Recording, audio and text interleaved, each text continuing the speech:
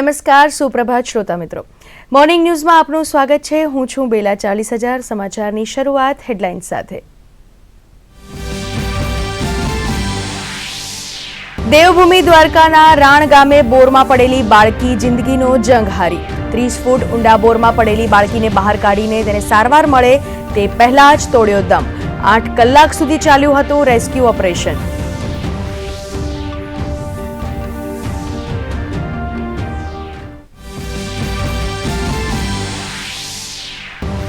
પ્રધાનમંત્રી નરેન્દ્ર મોદી આજથી તામિલનાડુ અને લક્ષદ્વીપના 2 દિવસના પ્રવાસે. 19,850 રૂપિયાથી વધારેની અનેક વિકાસ પરિયોજનાઓનું કરશે ઉદ્ઘાટન, લોકાર્પણ અને શિલાન્યાસ.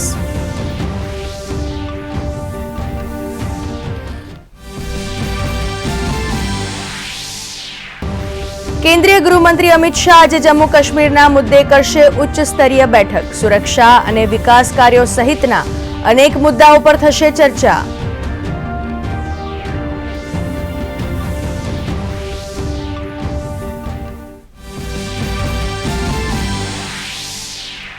સ્ટેટ બેંક ઓફ ઇન્ડિયાની દેશભરમાં આવેલી 29 જેટલી શાખાઓમાં આજથી 11 જાન્યુઆરી સુધી ચૂંટણી બોન્ડનું થશે વેચાણ.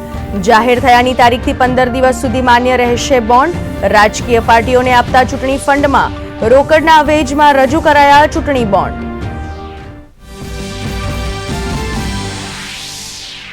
વિકસિત ભારત સંકલ્પ યાત્રામાં વધુ એક મહત્વપૂર્ણ સફળતા. ભાગીદારોની સંખ્યા 8 કરોડને પાર.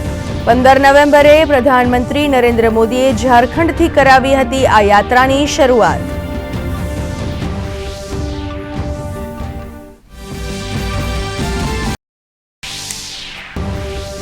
જાપાનમાં ભૂકંપ બાદ સર્વોચ્ચ સ્તરની સુનામીની ચેતવણી પરત લેવાઈ. જો કે દરિયામાં ઘાતક લહેરો ઉઠવાની શક્યતાને પગલે કાંઠા વિસ્તારમાં રહેતા લોકોને હજુ તેમના ઘરે પરત ન ફરવા સૂચના અપાઈ.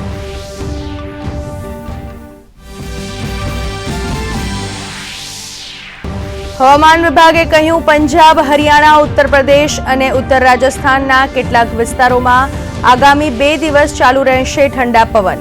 ગુજરાતમાં પણ ઠંડીનું પ્રમાણ વધ્યું. નલિયામાં ઠંડીનો પારો 8.8 ડિગ્રીને પાર.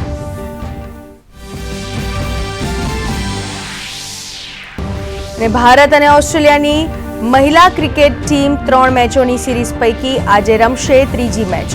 સતત 2 મેચમાં હાર બાદ ભારતીય મહિલા ટીમ સિઝનના છેલ્લી મેચ જીતવાના લક્ષ્ય સાથે ઉતરશે મેદાનમાં. અને હવે સમાચાર જોઈશું વિગતવાર. ભારતના પ્રધાનમંત્રી નરેન્દ્ર મોદી આજથી 2 દિવસ તામિલનાડુ અને લક્ષદ્વીપના પ્રવાસે જશે. પ્રધાનમંત્રી આજે તામિલનાડુના તિરુચિરાપલ્લી ખાતે પહોંચી ભારતીદાસન વિશ્વવિદ્યાલયના 38મા પદવીદાન સમારંભમાં મુખ્ય મહેમાન તરીકે હાજરી આપશે.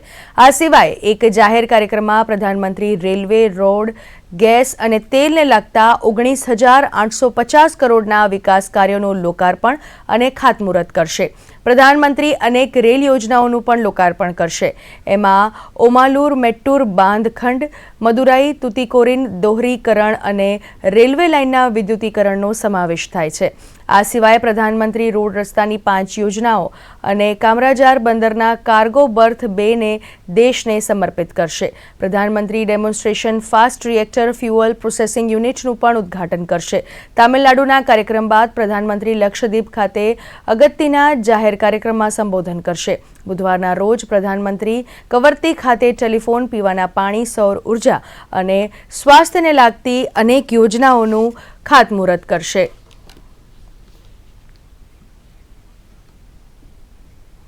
કેન્દ્રીય ગૃહમંત્રી અમિત શાહ આજે કાશ્મીરમાં વિકાસ અને સુરક્ષા મુદ્દે નવી દિલ્હી ખાતે ઉચ્ચ સ્તરીય બેઠક કરશે. બેઠકમાં રાજૌરી અને પૂંછના સરહદીય વિસ્તારની સુરક્ષાની ચર્ચા કરવામાં આવશે.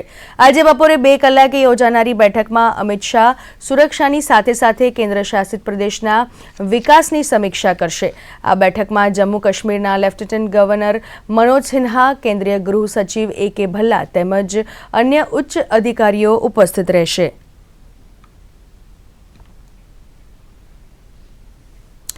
ચૂંટણી બોન્ડના વેચાણની આજથી શરૂઆત થઈ રહી છે। 11 જાન્યુઆરી સુધી એસબીઆઈની સત્તાવાર 29 શાખાઓમાં આ બોન્ડની વેચાણ કરવામાં આવશે। ચૂંટણી બોન્ડ જાહેર થયાના 15 સુધી માન્ય ગણાશે। બોન્ડની અવધિ પૂર્ણ થયા બાદ તેને પરત જમા કરાવવા પર કોઈ વળતર મળશે નહીં। જે રાજકીય પાર્ટીઓએ વિધાનસભાની ચૂંટણીમાં ઓછામાં ઓછા 1% મત મેળવ્યા હશે તેવા નોંધાયેલા રાજકીય પક્ષો જ ચૂંટણી બોન્ડ મેળવી શકશે।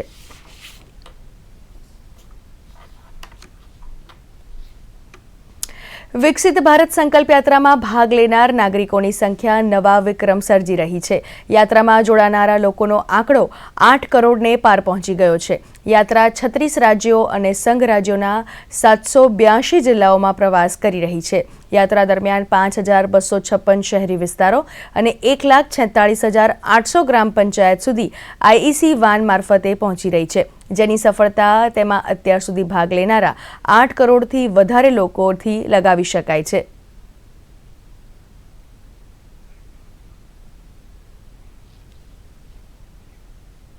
દિલ્હી સહિત ઉત્તર ભારત કાતિલ ઠંડીમાં ઠૂંઠવાયું છે। પારો સતત નીચે જઈ રહ્યો છે તો દિલ્હીમાં એનસીઆરમાં ધુમ્મસ અને પ્રદૂષણનો બેવડો માર જોવા મળી રહ્યો છે। કાતિલ ઠંડીથી રક્ષણ મેળવવા માટે લોકો બેરેન બસેરાનો આશરો લઈ રહ્યા છે। આગામી 2 દિવસ દરમિયાન પંજાબ, હરિયાણા, ઉત્તર પ્રદેશ અને ઉત્તર રાજસ્થાનના કેટલાક ભાગોમાં અતિશય તીવ્ર ઠંડી પડવાની સંભાવના છે। હવામાન વિભાગે આગાહી કરી છે કે હિમાચલ પ્રદેશ, મધ્યપ્રદેશ, બિહાર, પશ્ચિમ બંગાળ, ઓડિશા, ઉપહિમાલય, પશ્ચિમ બંગાળ અને ઝારખંડમાં ગાઢ ધુમ્મસની સ્થિતિ છે। પંજાબ, હરિયાણા, ચંદીગઢ, ઉત્તર પ્રદેશ અને ઉત્તર રાજસ્થાનના મોટાભાગના ભાગોમાં લઘુત્તમ તાપમાન 6 થી 9 ડિગ્રી સેલ્સિયસ સુધી રહેશે।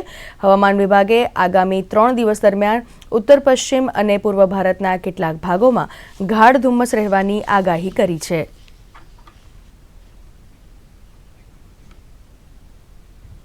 વર્ષ 2024ના પ્રારંભે જ દેશ માટે આર્થિક મોરચેથી સારા સમાચાર મળી રહ્યા છે।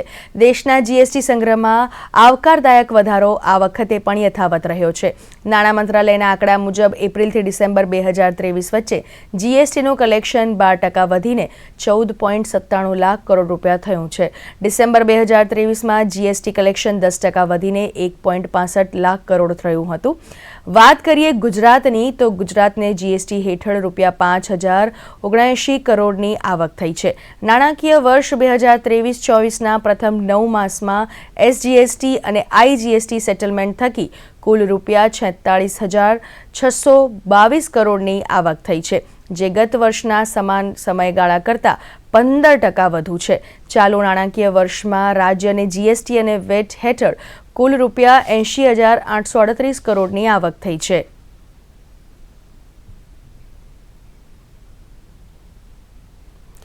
જાપાનમાં આવેલા ભૂકંપના પગલે ભારે નુકસાન થયાના અહેવાલ મળી રહ્યા છે। 7.6ની તીવ્રતાના ભૂકંપમાં 6 લોકોએ પોતાના જીવ ગુમાવ્યા છે। ભૂકંપે સૌથી વધુ વિનાશ ઇશિકાવા, નિગાતા, ફુફુઈ, તોયામા અને ગીફુ પ્રિફેક્ચર્સમાં કર્યો છે। ભૂકંપ બાદ જાપાનમાં રાહત અને બચાવ કાર્ય ચાલી રહ્યા છે। કાટમાળમાં ફસાયેલા લોકોને બહાર કાઢવાનું કાર્ય પણ ચાલી રહ્યું છે। ભૂકંપના પગલે જાપાનમાં અનેક ઇમારતોને નુકસાન પહોંચ્યું છે। હજારો ઘરોને વીજ પુરવઠો ખોરવાયો છે। લોકોએ પોતાના જીવની રક્ષા માટે ઊંચાણવાળા સ્થળોએ સ્થળાંતર કરવાની ફરજ પડી છે। તો બીજી તરફ અહીં ભૂકંપ બાદ સુનામીનો ખતરો પણ તોળાઈ રહ્યો છે। દરિયામાં 5 મીટર ઊંચા મોજા ઉછળી રહ્યા છે। લગભગ 1 લાખ લોકોને દરિયાકાંઠાના વિસ્તારોમાંથી અન્યત્ર સ્થળો પર ખસેડવાનો આદેશ અપાયો છે। દરિયા કિનારાના લોકોને સંભવિત ઊંચા મોજાના પગલે પોતાના ઘરે જવા હાલ પૂરતો પ્રતિબંધ મૂકવામાં આવ્યો છે।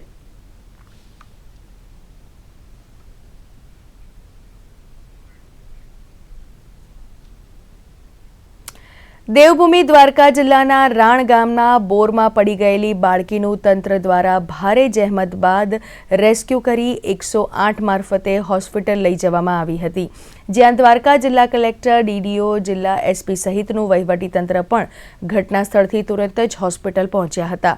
દુઃખદ વાત એ છે કે બાળકી હોસ્પિટલ પહોંચે અને સારવાર મેળવે તે પહેલાં જ તેનું મૃત્યુ નિપજ્યું હતું અને ખંભાળિયાના હોસ્પિટલ ખાતે બાળકીને સત્તાવાર રીતે મૃત જાહેર કરવામાં આવી હતી અને ખંભાળિયા સરકારી હોસ્પિટલ ખાતે પીએમ કરવા માટે તજવીજ હાથ ધરાઈ છે।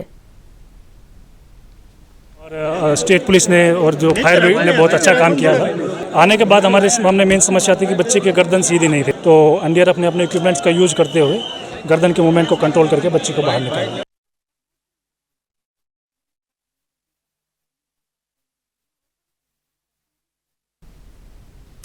તો આ અંગે વધુ માહિતી આપશે દ્વારકાથી અમારા સંવાદદાતા રાજેશ રૂપારેલિયા। જી રાજેશ, જે આટલી તંત્ર દ્વારા મહેનત કર્યા બાદ પણ જે કરુણ ઘટના ઘટી છે, આ અંગે અત્યારે ત્યાં શું માહોલ ચાલી રહ્યો છે? જી, જો વાત કરવામાં તો ગઈકાલે છે તો બપોરના 1 વાગ્યાથી આ દીકરી છે તે આ બોરમાં પડી ગઈ હતી ને સતત 10 થી 10.5 કલાક છે તે વહીવટી તંત્ર દ્વારા પ્રયાસો કરવામાં આવ્યા હતા। અંતે છેલ્લી 1.5 કલાકમાં જ્યારે એનડીઆરએફની ટીમ આવી હતી ત્યારે એનડીઆરએફની ટીમે છે તે માત્ર 1.5 થી 2 કલાકની જહેમતમાં જ બાળકીને છે તે બોરમાંથી કાઢી લીધી હતી, પરંતુ ત્યારે બાળકી છે તે બેસુદ અવસ્થામાં હતી ને બાળકીને તાત્કાલિક ઇમરજન્સી તેમને હોસ્પિટલ લઈ જવામાં આવી હતી, જ્યાં ખંભાળિયા પહોંચતા સરકારી હોસ્પિટલના ડોક્ટરે છે તેમને તપાસીને તેમને મૃત જાહેર કરી હતી। ત્યારે હાલ છે ત્યાં કલ્યાણપુર તાલુકાનું જે રાણ ગામ છે જ્યાં લગભગ 11,000 જેટલા લોકોની વસ્તી છે અને ત્યાં આ બનાવ બન્યો છે, જેથી ત્યાંના જે ગામ લોકો છે ત્યાં જે ગઢવી પરિવાર છે તેમાં છે ચિંતાનું મોજું ફરી વળ્યું છે અને આ જે દીકરી છે તેમના પિતાની એક દીકરી હતી, જેને અનુસંધાને આજે ગઈકાલે આખો દિવસ છે તે વહીવટી તંત્રે જે પ્રયાસો કર્યા હતા તે પ્રયાસો અંતે નિષ્ફળ નીવડતા એક શોકનું મોજું છે તે ગામ અને પરિવારમાં ફરી વળ્યું છે। જી, આ સમગ્ર માહિતી બદલ રાજેશ આપનો ખૂબ ખૂબ આભાર। લોકસભા ચૂંટણીને ધ્યાનમાં લઈ આણંદ સંસદીય મતદાર વિભાગમાં સમાવિષ્ટ મતદારોમાં મતદાન જાગૃતિ અર્થે જિલ્લા ચૂંટણી અધિકારી પ્રવીણ ચૌધરીએ મોબાઈલ નિદર્શન વાનને લીલી ઝંડી આપી પ્રસ્થાન કરાવી છે। આ મોબાઈલ નિદર્શન વાનના માધ્યમથી ઈવીએમ તથા વીવીપેટના નિદર્શનનું કરવામાં આવી રહ્યું છે, જેથી મતદારો ઈવીએમ વિશે જાણે અને તેમાં કોઈ ગેરરીતિ ન થતી હોવા અંગે માહિતી મેળવી શકે।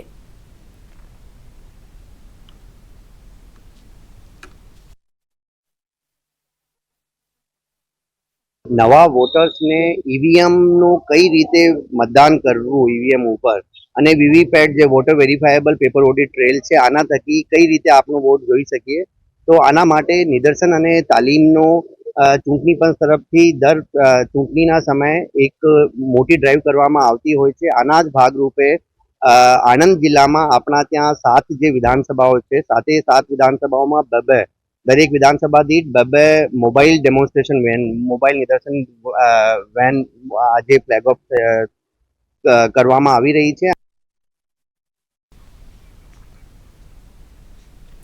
ખેડા જિલ્લા વહીવટીતંત્ર દ્વારા લોકસભાની ચૂંટણીલક્ષી તૈયારીઓ શરૂ કરી દેવામાં આવી છે।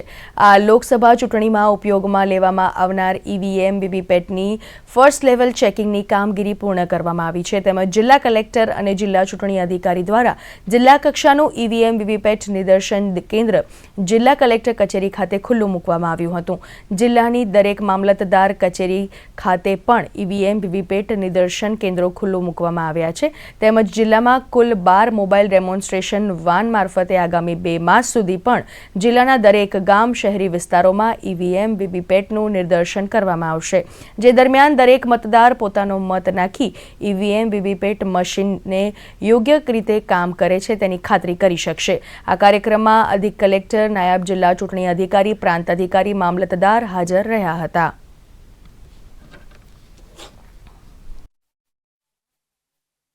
બે 2024માં લોકસભાનું ઇલેક્શન આવી રહ્યું છે। એ ઇલેક્શન ઈવીએમ મશીનથી થનાર છે।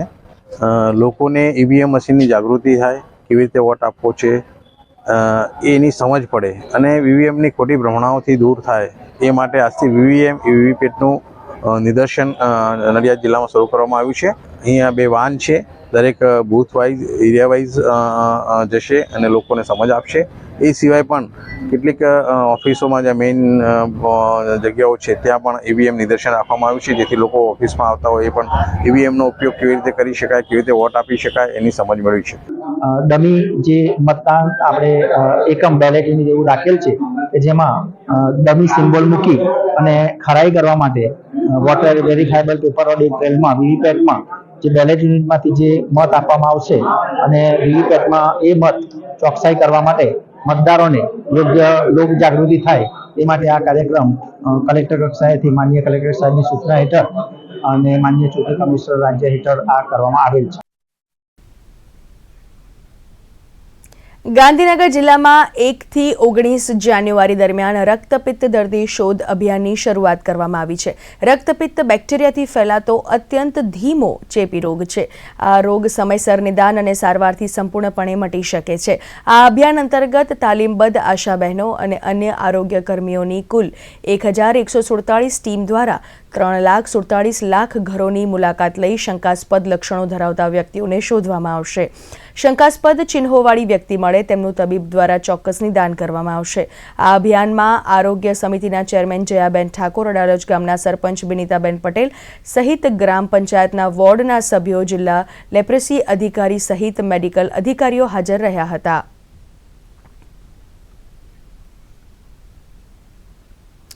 અમરેલી જિલ્લાના સાવરકુંડલાના પીઠવડી ગામમાં રહેતા ખેડૂત દિલીપભાઈ વેકરિયાએ ગાય આધારિત પ્રાકૃતિક ખેતી કરીને અલગ અલગ 22 જાતના ફળની ખેતી કરી રહ્યા છે, જેમાં તેઓ પપૈયા, જામફળ, સફરજન અને મોસંબીનો પાક લઈને નોંધપાત્ર આવક મેળવી રહ્યા છે. બજારમાં સીતાફળ, જામફળની સારી માંગ હોવાથી તેમને સારી આવક મળી રહી છે.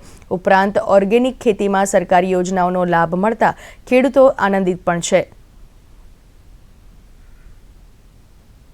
પીઠવડીના શ્રી દિલીપભાઈ વેકરિયા પોતાની ખેતીમાં વિવિધ પાકોની, ખાસ કરીને જામફળ, સીતાફળની ખેતી કરે છે. એમની સાથે અન્ય 21 પ્રકારના ફળ પાકોની પણ સાથે ખેતી કરે છે અને દરેકમાં એમાંય ખાસ કરીને સફરજનની ખેતી, મોસંબી, લીંબુ આ પાકોનો વ્યાપ વધે એ દિશામાં પ્રયત્નો કરી રહ્યા છે. ત્યારે સરકાર પણ એમની પડખે ઊભી રહી અને બાગાયત ખાતા મારફત એમને વિવિધ યોજનાઓના લાભો આપે છે. શરૂઆતમાં મેં 300 લીંબુના પ્લાન્ટ લગાડ્યા હતા, પણ વાવાઝોડામાં એ ટોટલ લોસ થઈ ગયો. એની જગ્યાએ અત્યારે મેં જારવી રેડ કરીને એક અલગ વેરાયટી જમરૂખની લગાડી છે.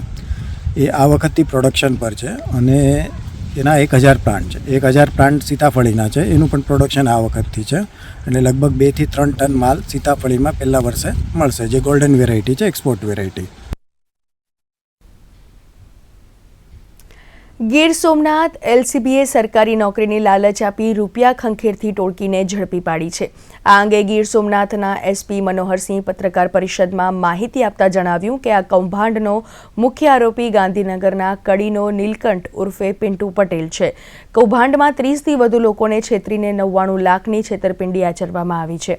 જૂનાગઢના એક્સ આર્મીમેન હરસુખ ચૌહાણ અને સૂત્રાપાડાના સુભાષ ઉર્ફે જેઠા ચુડાસમાની પણ ધરપકડ કરવામાં આવી છે. આરોપીઓ પાસેથી ગૌણ સેવા પસંદગી મંડળના અધ્યક્ષ, આઈપીએસ સચિવોની બોગસ સહીવાળા લેટરો પણ મળી આવ્યા છે. ડુપ્લિકેટ કરવામાં આવી છે. અમને બીજા મળ્યા છે એસબીઆઈમાં ક્લાર્કની પોસ્ટ ઉપર ના અપોઇન્ટમેન્ટ લેટર મળ્યા છે, જેમાં ડુપ્લિકેટ સાઇન છે. ડિફેન્સમાં, આર્મીમાં 2 લોકોની ક્લાર્કની પોસ્ટ ઉપર, નાયકની પોસ્ટ ઉપરના અપોઇન્ટમેન્ટ લેટર મળ્યા છે, એમાં પણ ડુપ્લિકેટ સાઇન છે આર્મીના ઓફિસર્સની. એ સિવાય હજી અમે સર્ચિંગ કરી રહ્યા છીએ. ખાસ કરીને કડી પણ અમારે હજી ડિટેલમાં સર્ચિંગ કરવું પડશે. ટેકનિકલ એવિડન્સ સાથે આગળ વધીશું.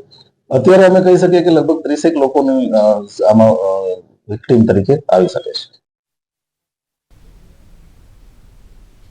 ડાંગ જિલ્લામાં ખ્રિસ્તી સમુદાયના લોકોએ નવા વર્ષ પર્વની હર્ષભેર ઉજવણી કરી હતી, જેમાં સીએનઆઈ મંડળી આહવા દ્વારા મિશન બંગલો ખાતે પ્રાર્થના સભાનું આયોજન કરાયું હતું. જિલ્લામાં અન્ય પ્રાર્થના સભાના કાર્યક્રમો પણ યોજાયા હતા. પ્રાર્થના સભામાં રેવરેન્ટ જયેશભાઈએ બાઇબલનું પઠન, ભગવાન ઈસુના ભજનો, સ્તુતિ ગાઈ હતી, જેમાં સૌ ખ્રિસ્તી ભાઈ બહેનો જોડાયા હતા. વર્ષ 2024નું વર્ષ તમામ લોકો માટે શુભ અને ફળદાયી નીવડે તેવી પ્રાર્થના કરાઈ હતી. આપણા જીવન માટે, આપણા કુટુંબ માટે, આપણા ગામ માટે, આપણા રાજ્ય માટે, આપણા દેશ માટે ઉજ્જવળ ભવિષ્યનું પુરવાર થાય અને આ નવા વર્ષની અંદર તમારી સર્વ મનોકામનાઓ પૂર્ણ થાય એવી હું પ્રભુ પ્રાર્થના કરીને વિરમું છું.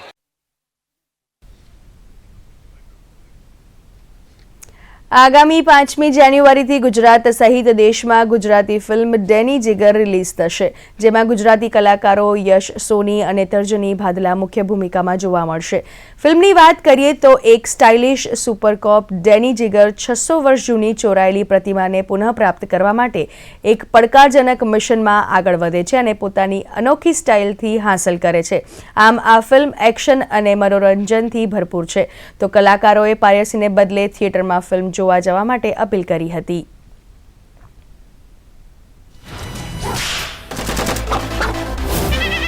ઇન્સ્પેક્ટર ડેની જીગર એકમાત્ર.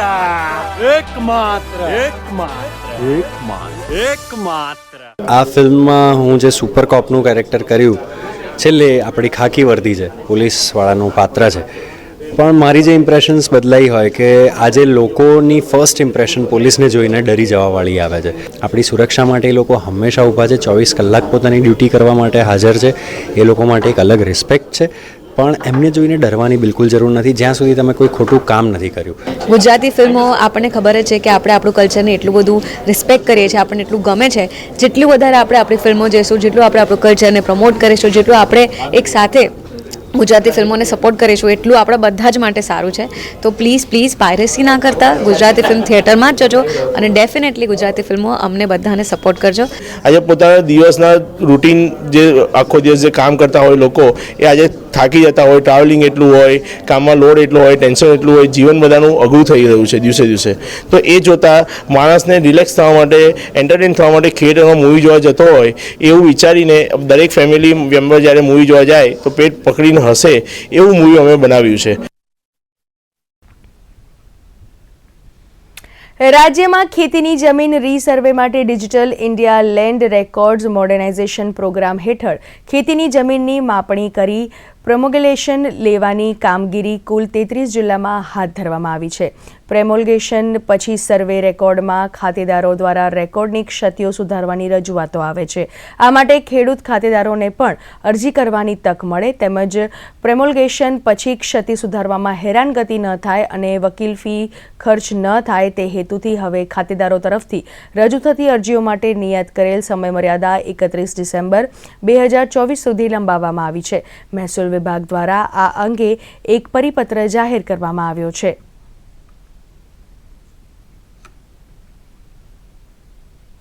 તાપી જિલ્લા પોલીસને એક મોટી સફળતા મળી છે. તાપી એલસીબીએ 31 ડિસેમ્બરે વાહન ચેકિંગ દરમિયાન મધ્યપ્રદેશથી ગુજરાત થઈ રાજસ્થાન તરફ લઈ જવાતા નશીલા પદાર્થના શોષડોળા ભરેલો ટેમ્પો ઝડપી પાડ્યો છે.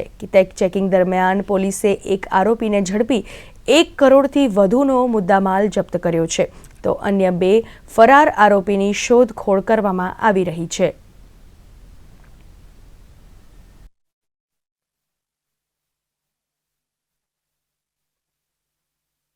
₹2834 કિલોગ્રામ જેટલો જથ્થો પકડી પાડવામાં આવેલો છે. આ પોસ્ટ ડોડાની કિંમત માર્કેટમાં ₹3000 કિલો પ્રમાણે ગણાતી હોય છે. એટલે કે કુલે 85,03,200નો મુદ્દામાલ પકડવામાં આવ્યો છે. અને કુલ આ ટ્રક અને જીપ્સમ તમામ મુદ્દામાલ લગભગ ₹1 કરોડ જેટલો મુદ્દામાલ પકડવામાં આવ્યો છે. ક્લીનરની પૂછપરછ કરતા તેઓ પોતાનું નામ બજરંગ જણાવે છે અને તેઓ મૂળ રાજસ્થાન જોધપુરના રહેવાસી છે. અને તેમની સાથેના ક્લીનર તરીકે, તેમની સાથેના ડ્રાઈવર તરીકે માંગારામ નામનો ઈસમ ડ્રાઈવર તરીકે હતો, તેને આ ગુનાની અંદર વોન્ટેડ બતાવવામાં આવેલો છે. અને આ ટ્રકનો જે માલિક છે એ જગદીશ, આ તમામ રહે જોધપુર છે, તેમને પણ આ ગુનાની અંદર વોન્ટેડ બતાવવામાં આવેલો છે. આ તમામ મુદ્દામાલ કબજે કરી અને આગળની તપાસ તાપી જિલ્લા પોલીસ દ્વારા કરાઈ રહી છે. ગુજરાત માધ્યમિક અને ઉચ્ચતર માધ્યમિક શિક્ષણ બોર્ડ ગાંધીનગર દ્વારા ડિગ્રી એન્જિનિયરિંગ અને ડિપ્લોમા ફાર્મસીમાં પ્રવેશ મેળવવા માંગતા એ, બી અને એબી ગ્રુપના વિજ્ઞાન પ્રવાહના વિદ્યાર્થીઓ માટે ગુજકેટ 2024ની પરીક્ષા માટેની માહિતી પુસ્તિકા અને ઓનલાઈન આવેદનપત્ર ભરવાની સૂચનાઓ બોર્ડની વેબસાઇટ gujket.gseb.org પર મૂકવામાં આવી છે. ગુજકેટ 2024ની પરીક્ષાનું આવેદનપત્ર બોર્ડની વેબસાઇટ www.gseb.org તથા gujket.gseb.org પરથી 2 જાન્યુઆરીથી 16 જાન્યુઆરી 2024 દરમિયાન ઓનલાઈન ભરી શકાશે.